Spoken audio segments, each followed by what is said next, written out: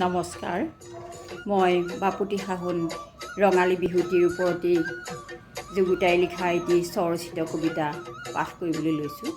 কবিতাটোৰ শিৰোনাম অতিকৈ চেনেহৰ ৰঙালী বিহুটি।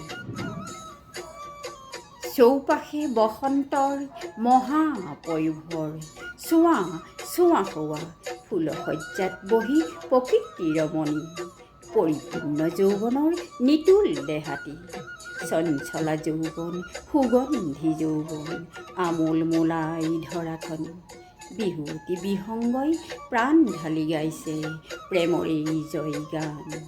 বিৰিখে বিৰিখে নাহৰ কপৌৰ সাজোন কাচোন, হাঁহিৰ খলকনি, কাণ পাতিলেই শুনিছোঁ মাকৰ খটখটনি, তাঁতৰ দোৰেপতি বাজে ঘনে পতি, ওলাব লাগিব চেনাইৰ বিহুৱানখনি, দূৰ দূৰণিৰ পৰা ৰিণি ৰিণি ভাহি আহে পেঁপাতিৰ সুৰীয়া মাত, কোনোবা বিহুৱা ডেকাৰ ঢোলৰ গুমগুমনি, চেনাইৰ ঢোলৰ মাতত লৰি আহিল নাচনী ভনিটি, খোপাতে কপৌ ফুল হাততে জেতুকাৰ বোল, চেনাইৰ বিহুৱান হাতত লৈ আছে বাট চাই মতলীয়া চেনেহী নাচনী পখিলী, বিহু যে আমাৰ অতিকৈ আপোন, আমাৰ জাতীয় সংস্কৃতি, আমাৰ শিৰাই শিৰাই বৈ আছে অতিকৈ চেনেহৰ ৰঙালী বিহুটি।